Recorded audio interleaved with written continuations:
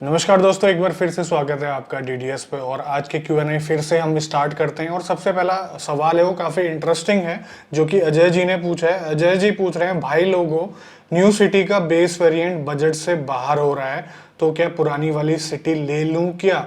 मुझे ऐसा लगता है कि अजय जी काफ़ी टाइम से इंतजार कर रहे थे नई वाली सिटी की प्राइसिंग की। अब जाके उनको ऐसा एहसास हो रहा है कि वो थोड़ी सी महंगी है। अरे नहीं नहीं अजय जी, मैं तो ये कहता हूँ कि अभी पुरानी जनरेशन लेना एक तरह से बेवकूफ़ी होगी। और आप अपना जो इतने टाइम इंतजार किया है उसके ऊपर क्यों पानी फिरा रहे हैं? देखो, पुरानी सिटी सस्ती जरूर है, लेकिन आप इस चीज को देखिए, जो उसमें वेरिएंट है एसवी, जो वेरिएंट है वो सिर्फ पुरानी सिटी में मिलता है, जो कि बेस वेरिएंट है। और जो नई वाली सिटी है उसका वेरिएंट हो रहा है वी से, उसमें एसवी नहीं मिलता है। तो इसलिए यहाँ पर प्राइस का डिफरेंस है। और दूसरी चीज, सिटी जो है पहले से ही महंगी रही है। अगर आप राइवल्स की बात करें, वरना और सियाज हमेशा से महंगी रही है। लेकिन इसका ये तुक नहीं बनता है कि आप ओल्ड जनरेशन को लीजिए। और ये भी तो देखने वाली बात है कि कितने फीचर्स के अंदर एड ऑन हो गया, उसके अंदर कितने सारे फीचर आपको बेस वेरिएंट से ही शुरुआत हो गई है। और साथ के साथ एक दूसरे, चलो इन चीजों को भी छोड़ते हैं, तो मोटे तौर पर देखो कि जब आप गाड़ी को बेचने जाओगे तो जनरेशन के नाम के ऊपर ही 1.5 से 2 लाख रुपए तो आराम से टूट जाते हैं ब्रदर। और इसमें कोई दो राय नहीं है कि कुछ टाइम के बाद जो होंडा वाले हैं ना, पुरानी वाली सिटी में डिस्काउंट भी देने लग जाएं, लेकिन फिर भी आपको नहीं लेनी है। जिस प्राइस में नई सिटी का बेस वेरिएंट स्टार्ट हो रहा है उसमें अच्छे खासे फीचर्स भी मिल रहे हैं, नया डिजाइन मिल रहा है, आपको रिफ्रेशिंग इंटीरियर मिल रहा है और बहुत सारी चीजें मिल रही है। और मुझे लगता है कि बेस वेरिएंट ही सबसे ज्यादा वैल्यू फॉर मनी है। अगर आप उसे लेते हैं तो सही रहेगा। 10 लाख की गाड़ी आप ले रहे हैं तो 1-8 लाख रुपए ऊपर भी चले जाएंगे तो उससे कोई फर्क नहीं पड़ेगा, आपको एक नई चीज मिल जाएगी। और फिर मैं आपको एक बात ध्यान दिला दूं कि सिटी पहले से ही महंगी रही है अपने राइवल्स के कंपैरिजन में। और अजय जी, फिर भी अगर आपके मन के अंदर कोई डाउट है तो आप हमारी वेबसाइट manandmotor.com पे जाकर के देखिए, उसके बारे में पढ़िए, आपको पूरी पिक्चर क्लियर हो जाएगी। तो यहाँ पर शशि भूषण पूछ रहे हैं कि hello, can I by venue S 1.2 petrol और वेट फॉर किया सोनेट या फिर रेनो की कीगर, प्लीज सजेस्ट मी। तो भूषण मेरे भाई, अगर आपको वेट करना ही है तो यहाँ पर किया सोनेट का वेट करना तो बनता है, लेकिन कीगर जो आएगी वो थोड़ा सा इन दोनों से लोअर सेगमेंट के अंदर आएगी, थोड़ा सा कम, और प्राइस के अंदर भी अच्छा खासा आपको डिफरेंस देखने को मिलेगा। लेकिन सोनेट का जो लुक है, जैसा कि हमने फोटोज में देखा अभी तक, वो काफी अच्छा है। और रही बात वेन्यू एस 1.2 पेट्रोल की, अगर आपको इसमें सीएनजी लगानी है और इससे ऊपर का आपका बजट नहीं हो रहा है तो आप इसको बेझिझक ले सकते हैं। और दूसरी चीज, रेनो कीगर की यहाँ पर अगर मैं बात करूं तो ये आएगी ट्राइबर के प्लेटफॉर्म में। अब इसकी बिल्ड क्वालिटी वगैरह और इसकी मतलब होगी कैसे गाड़ी, वो देखने के बाद ही हम आप लोगों को सजेस्ट कर पाएंगे। तो यहाँ पर मिथुन जी पूछ रहे हैं कि इनकी रनिंग है 15 से 20 हजार साल की और गाड़ी इनको चाहिए अल्ट्रोज, और आने वाले टाइम पे उसमें सीएनजी लगाएंगे 8 से 10 हजार चला के। तो ये पूछ रहे हैं कि क्या सीएनजी सक्सेस हो पाएगी अल्ट्रोज में। मिथुन मेरे भाई, बात ऐसी है कि हमारे पास लगभग एक गाड़ी ऐसी है, टियागो जिसका नाम है, लगभग लाख से ऊपर चल चुकी है वो सीएनजी के अंदर। तो सेम ही इंजन आपको इसमें मिलता है, तो डेफिनेटली आप सीएनजी लगा सकते हैं। सारा का सारा जो खेल है वो आपके मैकेनिक के ऊपर डिपेंड करता है कि किस हिसाब से उसके अंदर सेटिंग वो बैठाता है। तो यहाँ पर विकास जी का थोड़ा सा कटने वाला है, बुरा मत मानिएगा, जो कि सही बात मैं यहाँ पर बोल रहा हूँ। 2003 मॉडल की इनको एसेंट मिल रही है 55,000 रुपए में। बाकी सारे क्वेश्चन तो सही है, लेकिन उनका यहाँ पर एक छठा क्वेश्चन ये है कि वो पूछ रहे हैं कब तक वैलिडिटी रहेगी गाड़ी की। और 8वां क्वेश्चन ये है, गाड़ी का इंश्योरेंस खत्म है।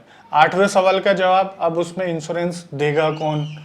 और छठी बात यहाँ पर इनकी जो है, जो इन्होंने पूछी है, उसका आंसर ये है 2003 मॉडल है तो वैलिडिटी कब की खत्म हो चुकी है। जो बंदा है आपको बना रहा है, और ये भी कह रहे हैं कि फर्स्ट टाइम गाड़ी खरीद रहा हूँ खुद के पैसों से, तो खुद के पैसों को बचाइए, थोड़ा सा और जमा कीजिए, कोई ढंग की गाड़ी ले लीजिए, लाख, 1.25 में, 1.5 लाख में, इसको छोड़िए। साहिल जी पूछ रहे हैं कि 10 साल तक गाड़ी इन्होंने लेनी है, पहली गाड़ी होगी इनकी, 5 किलोमीटर का ऑफिस का कम्यूट है इनका, लेकिन इनका जो है घूमना फिरना लगा रहता है, काफी शौकीन है, लंबी दूरी पर निकल जाते हैं। एक अच्छी कार इनको सजेस्ट करनी है। इनकी प्रायोरिटी है रिलायबिलिटी, हैंडलिंग और लेस सर्विस फ्रीक्वेंसी। तीन गाड़ी इन्होंने सजेस्ट कर रखी है, एक है इको स्पोर्ट, डस्टर और स्कोडा रैपिड। तो ये पूछ रहे हैं कि बेटर ऑप्शन कौन सा है, बताइए जी। तो भाई साहब ने सजेशन देने से पहले इनका दिमाग मेरे दिमाग में आ गया था कि हाँ कौन सी गाड़ी आपके लिए बेस्ट रहेगी, तो वो बिल्कुल रैपिड जो है वो आप उठा लीजिए। रैपिड का अभी राइडर प्लस वेरिएंट भी आया है, वो भी वैल्यू फॉर मनी है। अगर ज़्यादा वेट नहीं करना चाहते तो राइडर प्लस आप उठा सकते हैं। देखिए आपकी सिर्फ 5 किलोमीटर की रन है, ठीक है, उस गाड़ी को चलाने में भी मज़ा आता है। और मैं यहाँ तक ये मान करके चल रहा हूँ, अगर आप घूमने के शौकीन हैं तो महीने में एक आध बार आप जाते होंगे, तो उसके अंदर आपको सेधेगी नहीं वो गाड़ी कि ठीक है, कहीं आप डीजल के वेरिएंट के ऊपर जाओ और फिर एक्स्ट्रा पैसे दे करके लाओ, और जो आपकी रिक्वायरमेंट है वो बहुत अच्छे तरीके से ये गाड़ी पूरा कर रही है। और यहाँ पर आपने पूछा है लेस सर्विस फ्रीक्वेंसी। अगर ऑन पेपर देखा जाए तो स्कोडा रैपिड की 15,000 किलोमीटर में होती है और साल में एक बार होती है। तो और मुझे नहीं लगता कि आप साल में 15,000 किलोमीटर चला पाएंगे। आपको साल के अंदर अंदर एक साल में करवानी ही पड़ेगी सर्विस, चाहे आपकी 5-6 हजार किलोमीटर ही क्यों ना चले। तो इस चीज को आप भूल जाइए। अमित का यूज्ड कार का 3 लाख का बजट है और उनको एक ऐसी गाड़ी पसंद आ रही है जो कि नापसंद है कईयों की, ठीक है, और वो है हुंडई की i10। अब आप पूछोगे i10 कैसे? i10 का एरा और IRDE वाला इंजन वाली ले रहे हैं, जो कि इंजन सेंटरों में भी आया करता था, लेकिन ले रहे हैं अच्छी खासी कीमत में, 2,35,000 में ले रहे हैं, 2012 मॉडल। क्या इनको लेनी चाहिए क्या? यार ये कोई बताने वाली बात है? आपको क्यों लेनी चाहिए? बिल्कुल नहीं लेनी चाहिए आपको वो गाड़ी। इसके बजाय मुझे तो यार रवि ये भी लगता है कि आप i10 तक के ऊपर भी क्यों जा रहे हैं। आपको बढ़िया बढ़िया और बाकी कंडीशन के अंदर गाड़ियां मिल सकती हैं। सिटी टाइप की भी आपको 2.5 लाख के अंदर बहुत चकाचक गाड़ी मिल जाएगी मेरे भाई। और हम इस i10 एरा IRDE के लिए मना इसलिए कर रहे हैं क्योंकि ये इंजन उतना बढ़िया नहीं है। अगर आपको i10 ही लेनी है तो कप्पा 1.2 वाली ले लीजिए, उसका इंजन अच्छा है। वो इंजन अभी भी आ रहा है हुंडई की गाड़ियों में, तो ये इंजन वाली i10 लेने के लिए मना है और कीमत भी अच्छी खासी मांग रहा है आपसे। तो आदित्य जी असमंजस में है, इन्होंने सिर्फ महीने में 200 किलोमीटर चलानी है मैक्सिमम गाड़ी। इनको नेक्सॉन पसंद आ रही है, 8 लाख रुपए का इनका बजट है। तो ये पूछ रहे हैं कि नेक्सॉन बेस मॉडल ले लूं या फिर कोई फीचर वाली गाड़ी ले लूं। नेक्सॉन की पावर वगैरह इनको पसंद आती है और उसकी ड्राइवेबिलिटी भी इनको अच्छी लगती है।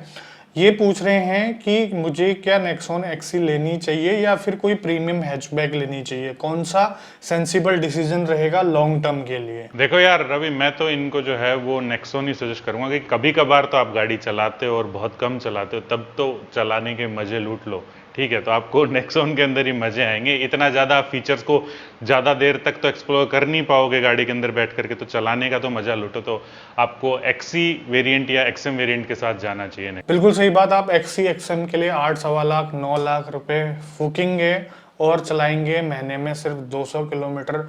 तो मैं यहाँ पर आपको सजेस्ट करूंगा कि आप 3 या 4 लाख की कोई सेकेंड हैंड कार ले लीजिए, पैसे बचा लीजिए अपने। होगा क्या, नई गाड़ी खरीदोगे, खड़े खड़े वो सड़ेगी, उसकी वैल्यू ऐसी टूटेगी। अगर आपको नई गाड़ी ही लेनी है तो रोहित वाला जवाब यहाँ पर बिल्कुल परफेक्ट है। आपको फीचर से कोई मतलब नहीं होना चाहिए क्योंकि आपकी गाड़ी मैक्सिमम खड़ी रहेगी। प्रिंस के पास 2018 डेल्टा हाइब्रिड सियाज है, गाड़ी अच्छी चल रही है, स्टेबिलिटी भी अच्छी है। मेरी गाड़ी 5 ईयर के फाइनेंस पे ली है मैंने।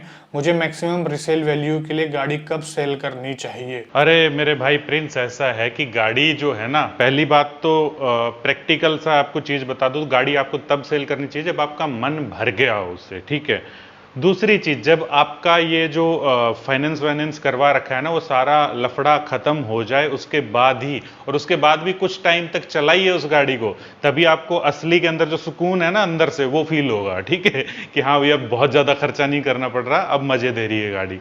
फिर उसके बाद अगर आपका मन भर जाता है तब बेचिए, नहीं तो बहुत तगड़े घाटे में चले जाओगे आप। इसके ऊपर हमने एक डिटेल में वीडियो बना रखी है, जल्दी गाड़ी बेचोगे तो क्या क्या नुकसान होंगे, उसका लिंक मैं डिस्क्रिप्शन में छोड़ दूंगा, आप देख के अपना कंफ्यूजन क्लियर कर सकते हैं। ऋषभ का 12 लाख का बजट है, 400 से 500 किलोमीटर महीने में उन्होंने चलना है, घर पे 4 फैमिली मेंबर है और इनको यहाँ पर पेट्रोल ही लेनी चाहिए, ऑब्वियस सी बात है। ये क्रेटा और सेल्टोस को देख रहे हैं और यहाँ पर इनके पास एक दूसरा ऑप्शन ये है कि इनको एक ब्रेजा VXI सेकेंड हैंड गाड़ी 200 किलोमीटर चली हुई और मार्च की बिलिंग है, 8 लाख रुपए में मिल रही है। और यहाँ पर मैं आपको बता दूं VXI ब्रेजा ऑन रोड 9.5 के आसपास की पड़ती है। क्या करना चाहिए इनको? बिल्कुल, मतलब आपके 1.5 लाख रुपए बच रहे हैं यहाँ पर। नो डाउट आपके बजट के अंदर क्रेटा भी आ जाएगी, सेल्टोस भी आ जाएगी, ठीक है, लेकिन 4 बंदों के लिए बहुत बढ़िया है। ब्रीजा भी आप जा सकते हो।